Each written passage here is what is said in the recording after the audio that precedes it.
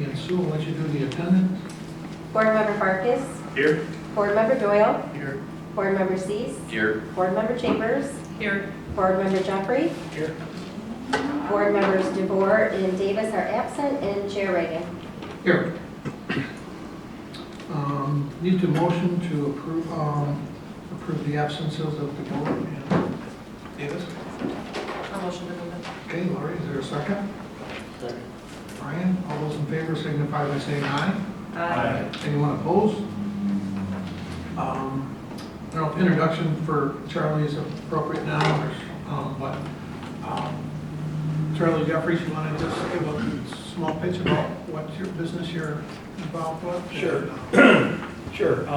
Charlie Jeffrey, General Manager of Bet Baker Stores here in Lowell. Been with the company since they opened basically in 2017. It's been great to be part of this community since 1986. So it's great to have an invitation to join you guys here and have somewhat of an input and idea what's going on with downtown. So, great to be here. Yep, and it's appreciate Button Baker staying in town. They been suck a ton of money with us, because, you know, the trend is to put those dealerships out on the expressway, so give my thanks for sticking in the city. It was an initial thought, but I think I prevailed in that discussion. So. Good, good. And the only requirements to be on the DDA board is to have a vested interest, so you don't have to be a city resident. Ideally, have a business, and, yeah. Work for a company in the district or own property. And with that introduction, we'll need a motion to approve the agenda. Moved. Ryan, is there a second? Second. Second by Rick. Any changes to the agenda or anything at all? All those in favor signify by saying aye. Aye. Anyone opposed? Moving on to approval of the minutes from the previous meeting from October 5. We need a motion for that. I'll make that. Okay, I'm here. And is there a second? Second. Lori? Any changes or corrections, typos? Anybody noticed on that? Okay, well, there's a motion and a second. All those in favor signify by saying aye. Aye. Anyone opposed? And move on to Treasurer's report, Sue. Our current balance is $1,118,894. I'll be mailing out winter tax bills in probably a week and a half, which will generate an additional approximately $134,000 in DDA revenues. I've included the accounts payable listing if anyone has any questions. Payment was made for the 2023 Summer Concert Series. And I'll just open it up to any questions you may have. Your fund doesn't have the same ending balance as before. Are these a monthly deal, or It changes, it's going to change every month. so it's not from one period? Did you say the ending balance or the beginning balance? The ending balance of the last one is not the same as the beginning balance. It changes every day. No, the beginning balance is your July 1 balance, or your June 30 balance. June 3rd, so. Yeah, so you start, your beginning balance is your June 30 balance, and then your ending balance is what you have today. The beginning balance may have changed because I've entered adjusting journal entries for the audit. Oh, that's true, yep. So it may have changed a little bit. It's the beginning balance. Any questions for Sue? Entertain a motion to approve the Treasurer's report. I do that. Derek, is there a second? Second. Lori? All those in favor signify by saying aye. Aye. Anyone opposed? Public comments for items not on the agenda? No comments, so we'll move on. Say one Sorry, thing. working up there, I didn't see a quick. Shannon? No, I would welcome you all to Christmas through Lowell, our 31st year. Certainly some of you have done it longer than I have, but we are looking forward to it. We've been out there marketing as much as possible. The weather looks like it's going to be fantastic.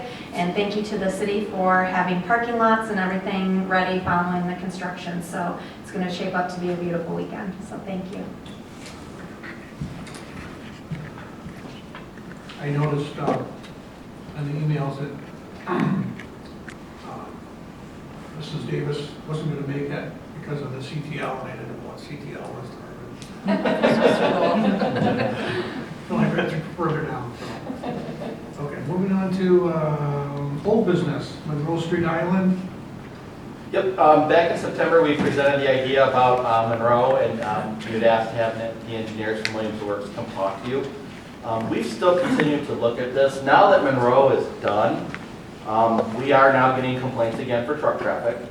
And trucks, even though the signs say truck route, they still come up this way because that's what their GPS tells them to do. And so we've had some, and if we have an officer available, we catch it, but that doesn't always happen. And so we're trying to do two things with this intersection here. The first thing we want to do is eliminate truck traffic going north.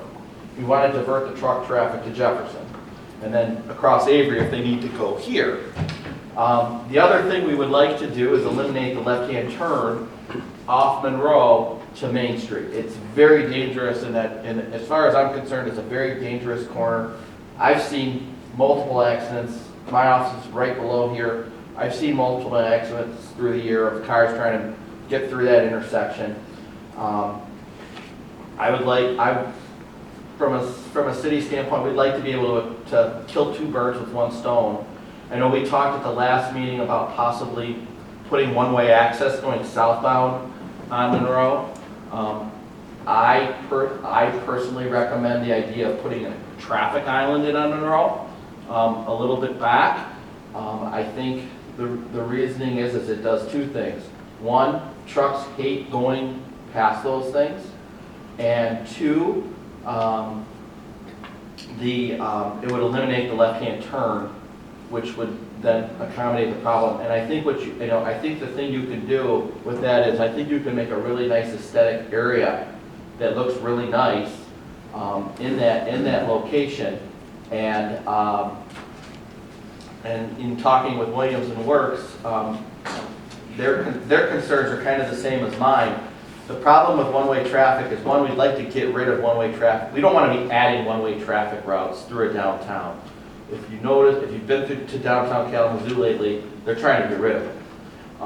We have a couple locations that probably for where they are, they're probably never going to change, but to add more one-way, I think, creates an issue. My concern is even if you have one-way, you're still going to have trucks going the wrong way and going northbound on Monroe. They're going to go up there no matter what. And we're trying to eliminate that problem because it's driving the residents. Since the road's been done, I've gotten 3 complaints on it already. And the road's been done 2 weeks.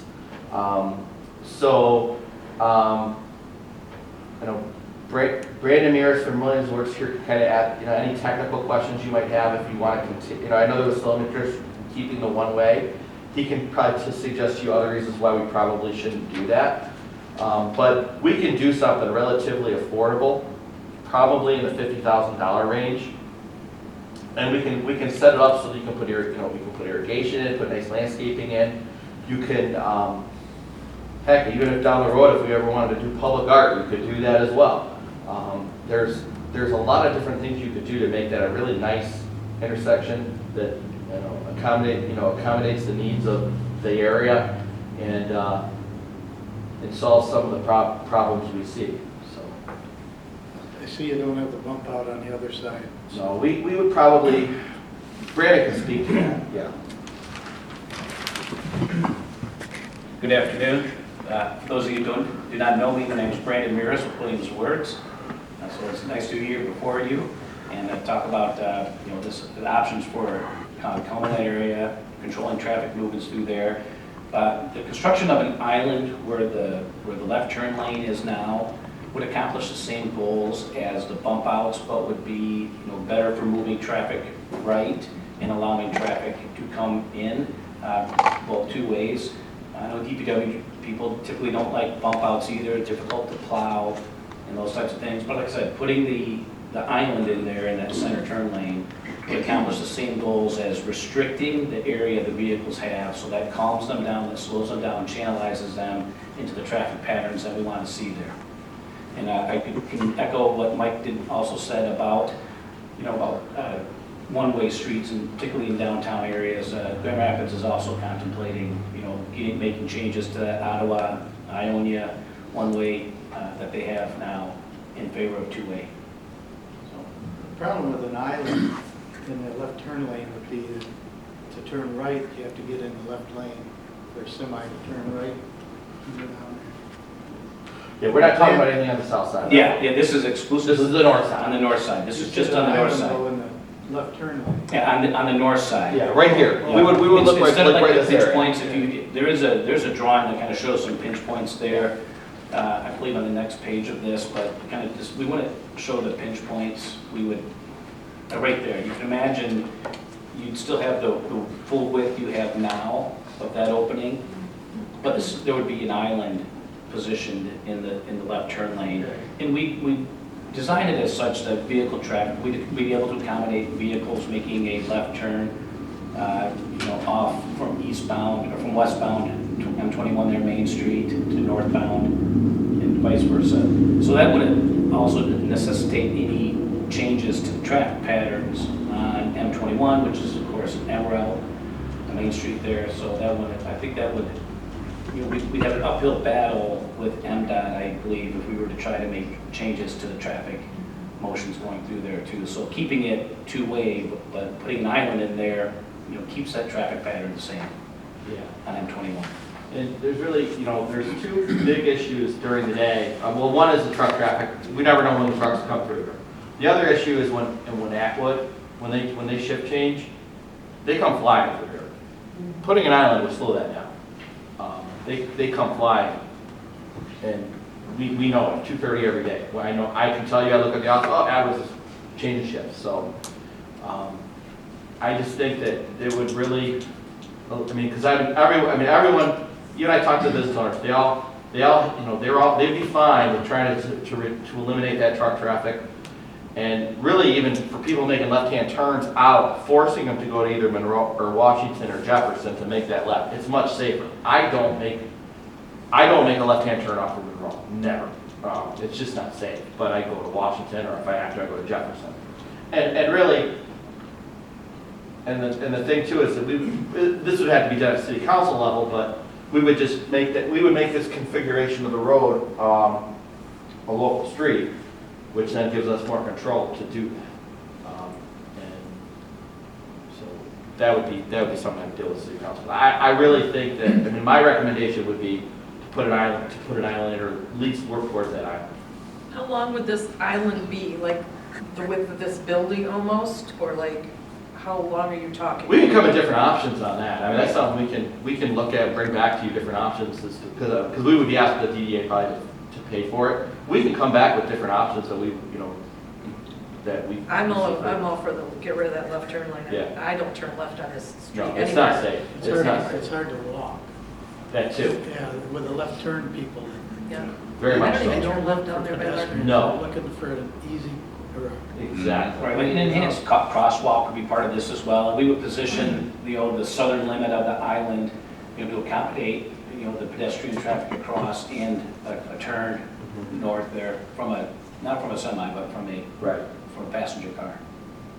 Yeah. And then how far back it's 50, 75, and then how it's configured, and we may be able to provide little on-street parking for the ballot box area and We were thinking about maybe putting a parking if we space can. on Monroe for the ballot area. some short turn, couple spots there.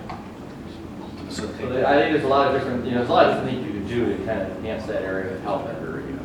And you think having the island there will slow the traffic coming It'll down? calm it, yeah. it won't slow it completely, because it's still about a 3/4 of a mile stretch, but that will, at least as it pinches towards Monroe, it will slow it down.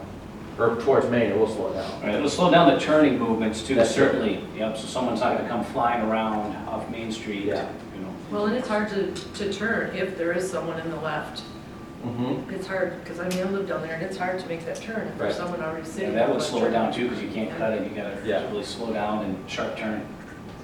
so what do you need from us then? Just want to make sure you're supportive of this idea. We're going to come back with an engineering proposal.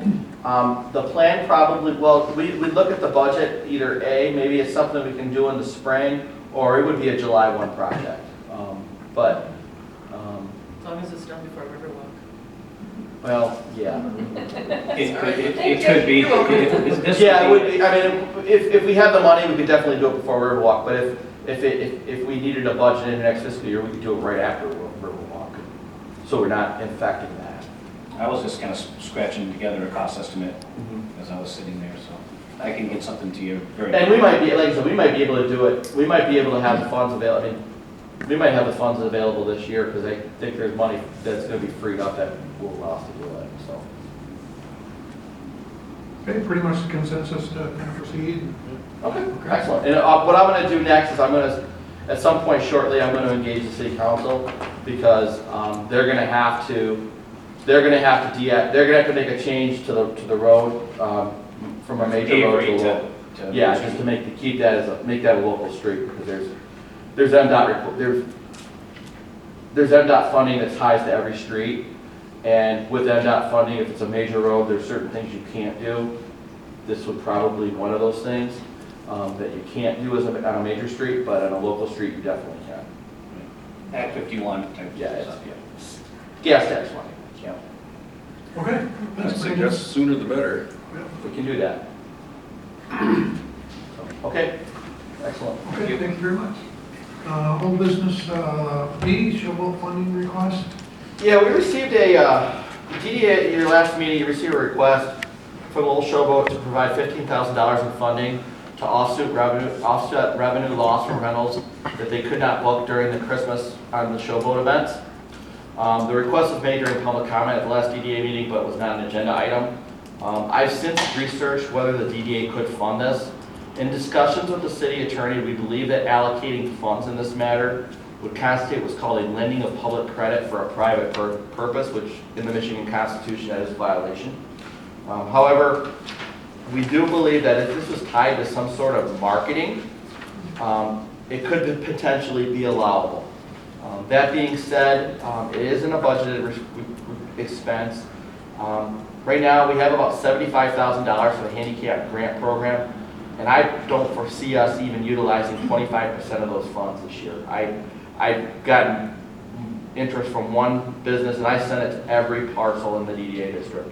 I've only gotten interest from one entity, so I don't foresee us spending the full $75,000 this year. So there is money that could be freed up to do something if you wanted to do this. That being said, we could even do that without having to do a budget amendment, which would require city council approval. But in this instance,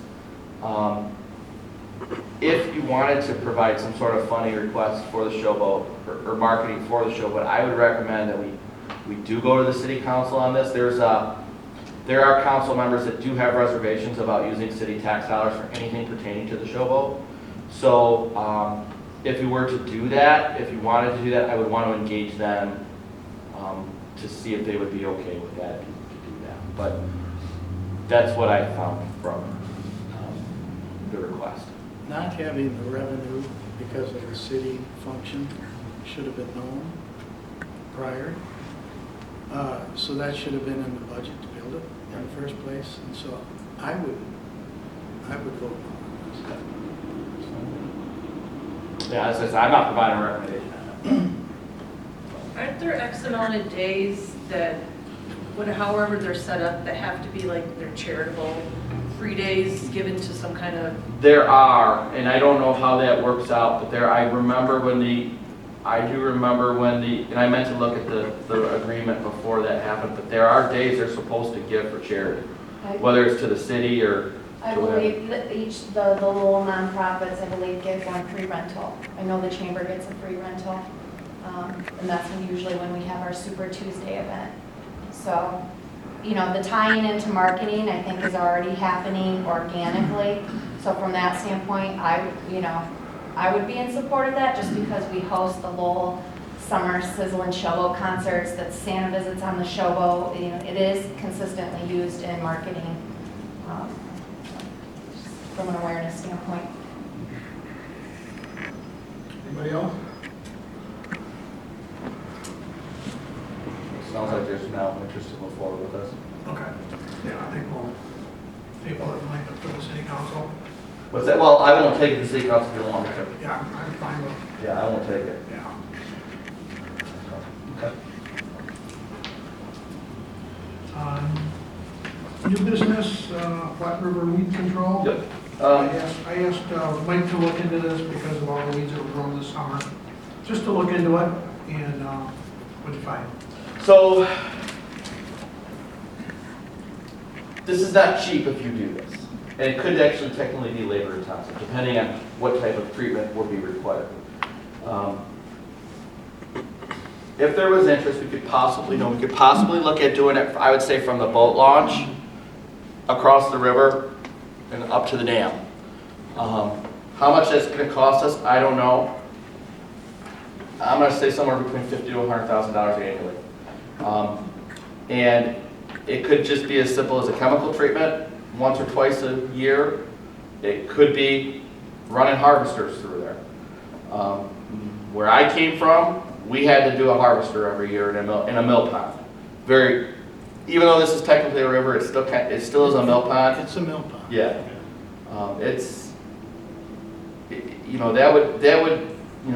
It would help it, but it's gonna always come back, and the year you don't do it, it's gonna magnify even worse, and then it never gets better.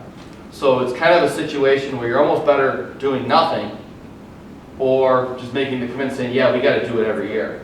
But there's always that budgetary issue that if we have a bad year budgetarily, and we gotta cut something, or we have a capital project or something of that nature that's gotta be done, this is one of those that you could easily cut, but once you cut it, it creates a bigger issue.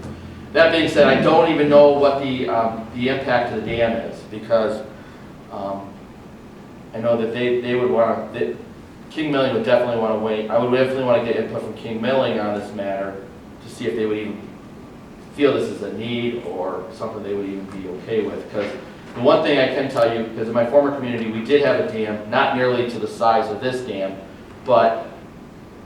and that dam was more, I would say, for a lack of a better word, ornamental. This dam is functional.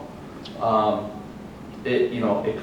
one thing I do know is that when you do clear it, all that sediment goes. And I don't know what that's going to do with the dam, clogging it up and all that. It could be a bigger hassle than what it's worth. If you were interested in continuing this, we could provide, we could go reach out to, what's the company, Aquatic Solutions? Aquatic doctors. Yeah, Aquatic Doctors. They're the company that kind of does a lot of the stuff in West Michigan to get better pricing and see what they think could be done. And then obviously we'd want to, if you wanted to do that, we'd want to work with King Milling. Maybe King Milling has reservations on us. I don't know.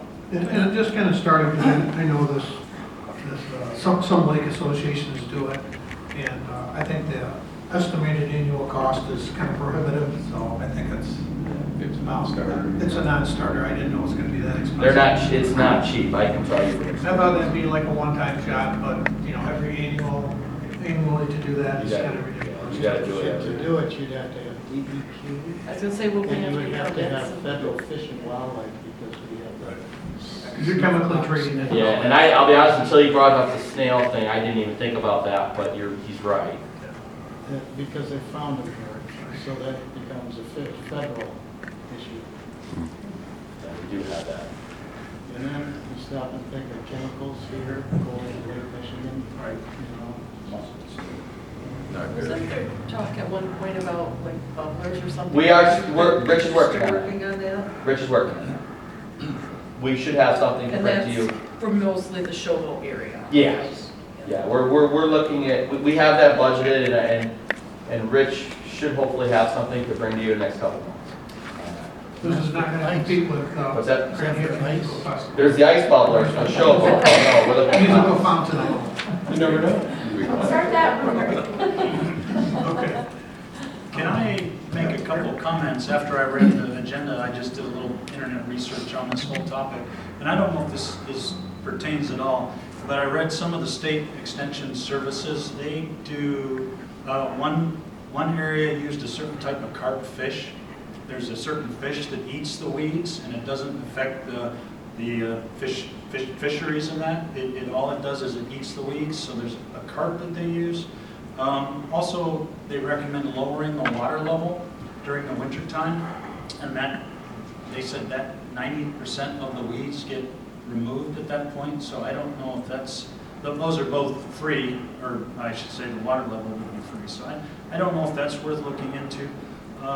I think the weeds are a little bit of a problem, so I agree with Dr. Reagan, we should think about it. But I do worry about the ducks and the swans and that. I wouldn't want to take away their habitat either.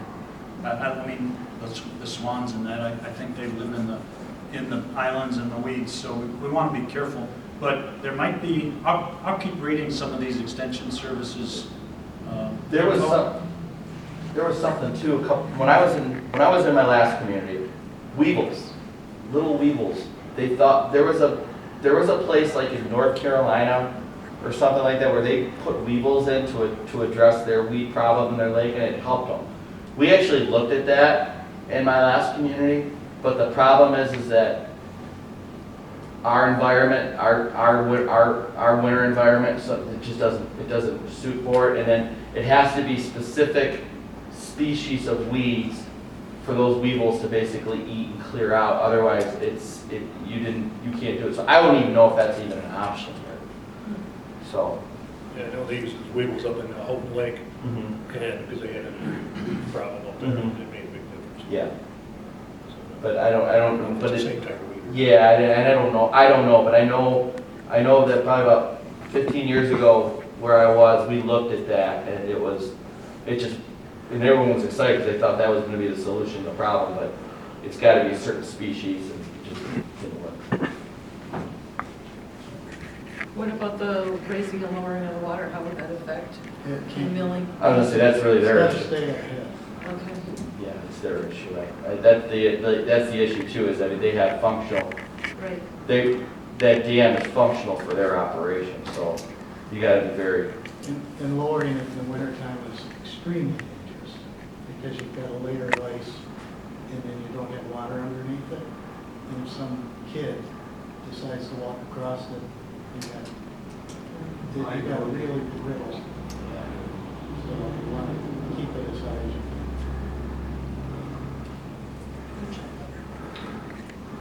can. Okay, anything else on weed control? Make sure that's the water weed and nothing else on the implication there. Okay, reports and member comments. Eric, newest member? Charlie's the newest member, so welcome to Charlie. Thank you for being here. Your service and experience here in the community will be very valuable to us. Thank you. My comments, number one, I had a neighbor on Monroe just ecstatic about her increased water pressure. So thank you for the new water lines and that. She said her shower went from bad to exceptional. So neighbors are noticing the changes. And I also had a neighbor mention to me there are a number of, it's a growing population of special needs people, especially youth. And I would just, as a community, I'd just like us to think in next year perhaps, maybe we gear some of these events to family-friendly or sensory cautious people. For instance, my daughter, when she was younger, she wouldn't go to this parade just because of the noise. We would have to use ear protection and that. So I'm not recommending anything in particular, but I'd like us as a community to think about encompassing those with special needs and making events family-friendly for those that have sensory issues. So that's something I'm just going to work on in my mind for a while, but keep that in mind, please. Do you know Brody Dees is coming to Lowell? No, I didn't know that. At Dr. McKay's old office? Really? Greenberg, that one, they're going to have a coffee shop. Right next They've They've done the movie theaters, done those sensory, the movie theater did some of those movies. They did a movie sponsored that. Sensory, that kind of thing. Right, and actually, the lady that organized that was who talked to me, And she specifically mentioned the Christmas with Santa here in next month, that she would love to bring her child to that, but it's too much for them. So Yeah. I just thought I'd just, think about I that. agree, and I received similar, a couple questions through Facebook Messenger. And so the thought to maybe have a sensory hour for special Santa visits, putting that maybe into next year's lineup. That'd be great. So, yeah. Thank you. I agree. Lori? Well, a couple things. Welcome, Charlie. Glad to have you. And congratulations to our new city councilman. Thank you. Congrats. Thanks very much. Charlie? I think I'm good. It's just great to be a part of the community, and have an opportunity to know a little bit more what's going on. Okay. Welcome Charlie as well. Same here, welcome Charlie, and congrats to Eric. Yeah. Thank you. We'd like to keep you on the DDA somehow. Oh, actually, I wanted to ask, can I stay on the DDA? I hope so. Michigan statute does not allow it. So your wife could join us. Wouldn't he be the council? To be appointed. We don't have council rep, no, state statute says the mayor is the, by statute. necessary. The mayor or the city manager, and I don't want to be a board member. Yeah, we are appointed and reappointed at the discretion of the mayor. Yes. So, my only comments dovetail off of Eric as far as the parades. I know a few years ago, Liz discouraged throwing of candy. Every once in a while, once is more often than ever, that you need to, but once in a while, kids slip and fall and they get run over by the wagons. So that was one of the reasons why not throwing the candy, as well as they shouldn't be throwing toothbrushes.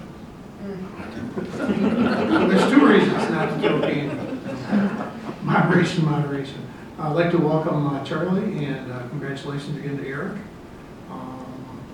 Other than that, I do have one thing for you. We are working on, one of the things that we're hearing more and more about is the lack of affordable housing in Lowell, just like everywhere across the country. I have reached out to Housing Next, which is a nonprofit firm geared towards housing, affordable housing in Kent and Ottawa County. And we are starting the process of developing a housing plan, an affordable housing plan. Recently, state law has allowed us to utilize brownfield tax incentives to accommodate affordable housing. And being that this board functions as the brownfield authority, you will probably start seeing things like that in the future. Our plan is we're going to start working on a plan. There's really, for a municipality our size, there's really two areas where we can really be involved with affordable housing. The first one is zoning, making sure our zoning ordinances are aligned with affordable, at the needs of how to accommodate affordable housing. And then the other one is, especially now with the brownfield, is the brownfield credits.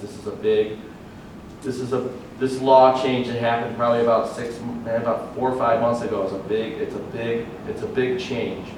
So we're going to be in February, in January, the city council is going to be getting a presentation from Housing Next about affordable housing and what next steps are. And then also we're going to be coming to the planning commission shortly thereafter. And then I believe in February, they're going to be coming to you guys to do like a 15-minute presentation about affordable housing. And we're going to start working with Housing Next on that process to putting a comprehensive plan in place. So, okay, Mike, anything else? Need a motion to adjourn? So moved. Rick, here a second? Second. Lori? All those in favor signify by saying aye. Anyone opposed? Stay here.